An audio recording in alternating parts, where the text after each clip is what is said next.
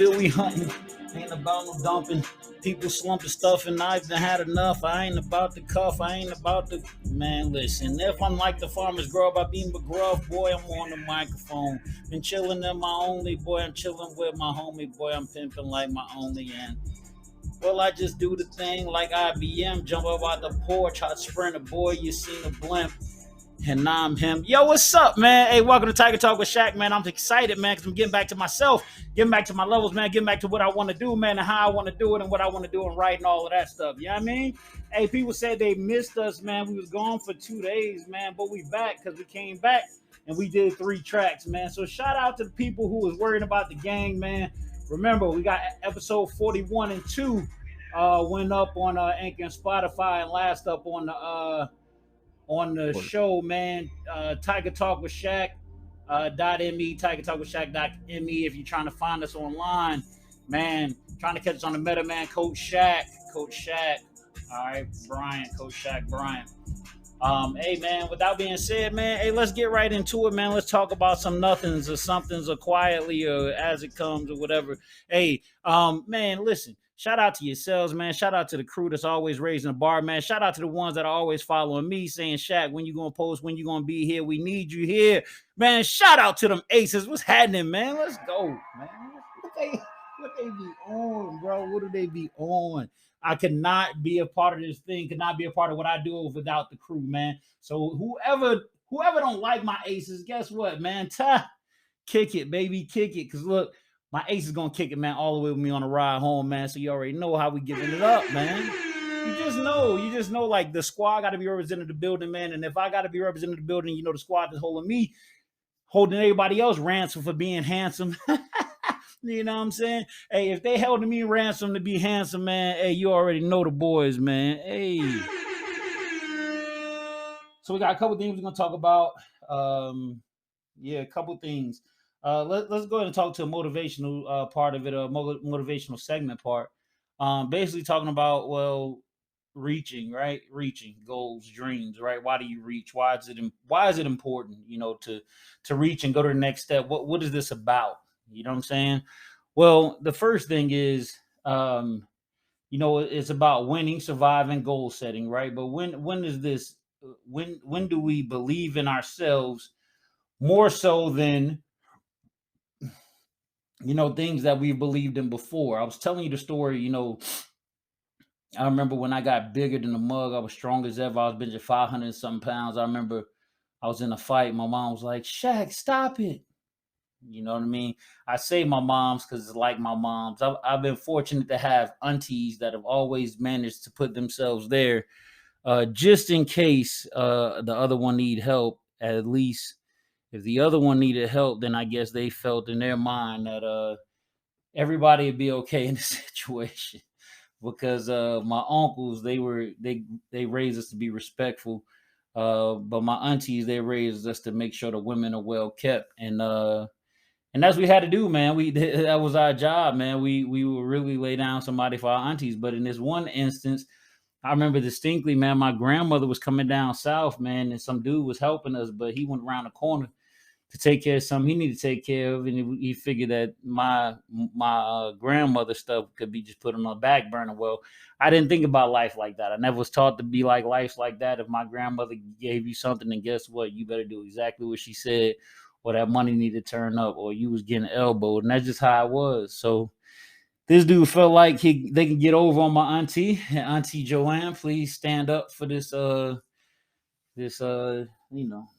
this story if I commit to or admit to telling it how it was. So I remember I was benching 5 something and I came home and someone done to my liking, and I was like, man, what did you get paid for? And he was like, I got paid for doing my job like I'm doing. Look what I'm doing now. Da, da, da, da. Now, mind you, once you rub me the wrong way, I'm going to try to look at a way to fight you or try to get a way to fight you at this point immediately. So it was so fun and so therapeutic that my family would just be sitting there like time bombs. Like, when is he going to go off? Is this the moment? Is this the moment? Like, I literally need enough to where I can justify beating the crap out of you was a good move. Because every time I get into a fight, my parents and my friends and all that stuff would just be sitting there like, well, what are we gonna say now was the issue, whatever, because I would fight you at the drop of a dime. Anyway, long story short, I had an issue I needed taken care of, and I was in the right place at the right time. So the guy felt like he shouldn't have had to help and do everything that he needed to do. So I proceeded to what's a good way to say this? I restructured his face just a little bit. You know what I'm saying? Just a little bit. Now, if y'all have not seen us on the doggone talk show or the presentation, the YouTube presentation, man, it's gonna be funny when you finally see me because my voice does not act like how I look. My voice is not the oh, what's up, baby? You know what I'm saying? Hey, that sound good, man. I get some chicks out here. What's happening? Yes, sir. Yes, sir. Clutch. Yes, sir. Hey, but you know what I'm saying? But I don't have one of them Barry White voices. I do have one of the distinct voices though, but I sound like I'm such a cuddly teddy bear. But when set off, I'm the meanest thing hitting the street. I promise. And my cousins and brothers know that once I'm set off, I'm set off. But rightfully so in their game, man. Anything that they moving or anything that they feel that's getting touched or you know what I mean, they know they got help or whatever.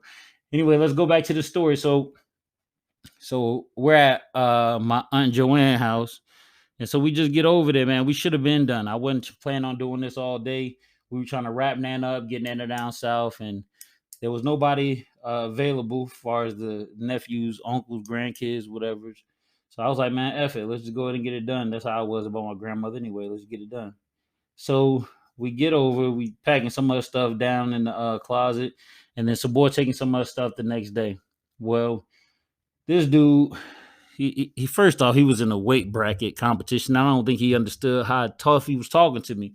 The way I see it is, you know what I'm saying, my man talking to me like, you know what I'm saying, like I was in 8th grade and he was like in 10th, you know what I'm saying, where he should have been talking to me, straight up like, you know what I'm saying, like I was in 10th grade and he should have been talking to me like I was, three my bad, like I was, I'm in 10th and he should be talking to me like he was in 3.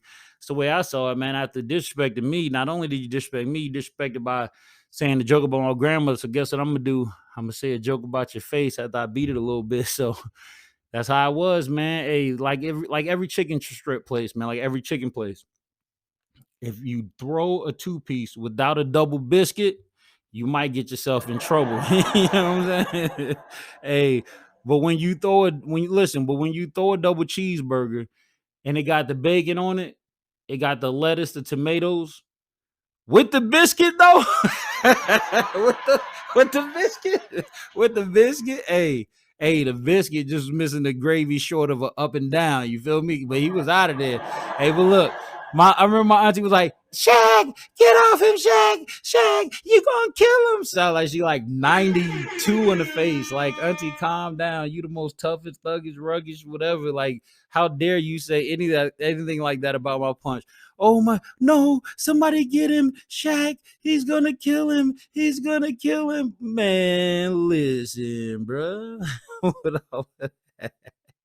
Man, nobody was killing nobody, Auntie, man. But that joke was funny though, because that was the first time she ever went into some, help, help, help. But she couldn't do anything with me at that point. That's my point of the whole thing. At that point, I was benching 500 and something pounds. At that point, I was squatting, 7 something. At that point, I was hang cleaning more than a lot of people ever bench. I was hang cleaning 345.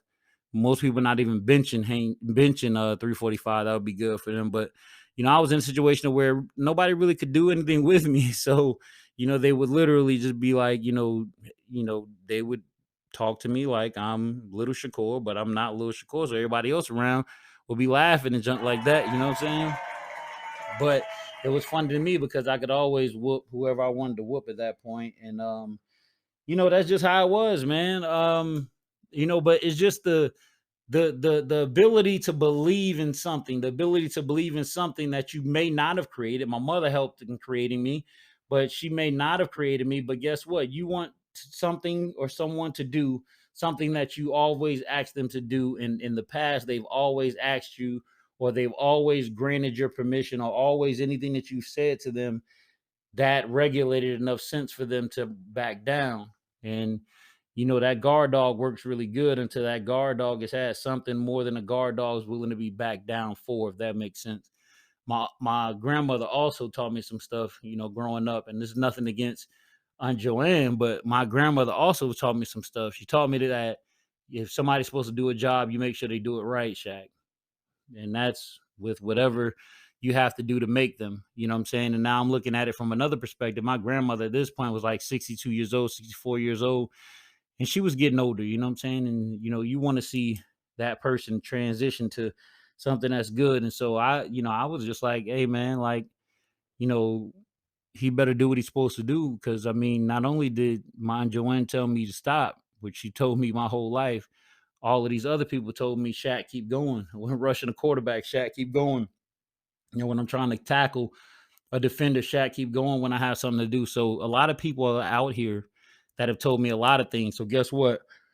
I'm not going to be good at doing right for or doing right to everyone right now. So tell you what, that guy need to get back to work. Tell you this, that guy needs to get back to work before I agree or remember what I should be doing to him.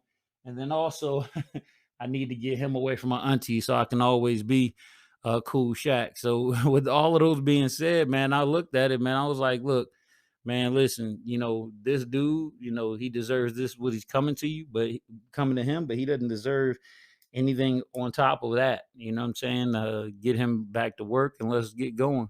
So anyway, I finished hitting him a couple more times. Some stuff came out of him that I haven't ever seen before, and that's what scared me to stop. But in my mind, I wasn't gonna stop. He was violating something, a rule that my grandmother held high, the high regard. You respect your elders, and you do what you're supposed to do and do right by them. And he wasn't doing that, so he got his head kicked in that day. I had to call in one of my partners, and they had to come pick him up, and they were laughing because not only did we lose another hand, a helping hand, now the dude swole up and got like 3 bags on his face. But that's something when we're pushing towards our goals. You know what I'm saying? We have to tackle this with the mindset of, hey man, I'm gonna get this done. Hey man, this is gonna work out. Hey man, this is gonna be what it's supposed to be, and we're gonna do it moving. You know what I mean? Like, none of that stuff should have happened that day. I should not have hit that man. He should not have walked into my fist or anything like that. But in the same example and the same benefit, there's a lot of things that we all know can get done, should get done, and would get done. If we inspire to do what we're supposed to do. Is the problem when we get unfocused and uninspired that our dreams start lacking. That's the problem. Our dreams don't just go how we wanted them to because this is how we wanted it to. Our dreams go where they're supposed to based off of how we push and how hard we push towards them. There was nothing in my auntie's delivery on when she made that vocal request that she thought would help, but she didn't know anything else to do. She knew, yeah, that Shaq leave him the heck alone. That probably would have got, her fussed at, or God willing, her screamed at, but she would rather that be the alternative than actually me going to jail for beating somebody up that I could whoop easily. You know what I'm saying? And so, with that being said, a lot of times we have to look at where we are. So, okay, so we talked about going hard, talk about going after our dreams, talk about going towards our dream every day, regardless of how we feel. Also, the third one, we'll talk about our dream as far as how emotionally connected to how mentally connected we are. When my auntie says stop, guess what? I should stop. That's exactly what she's told me to do. Be respectful all my life.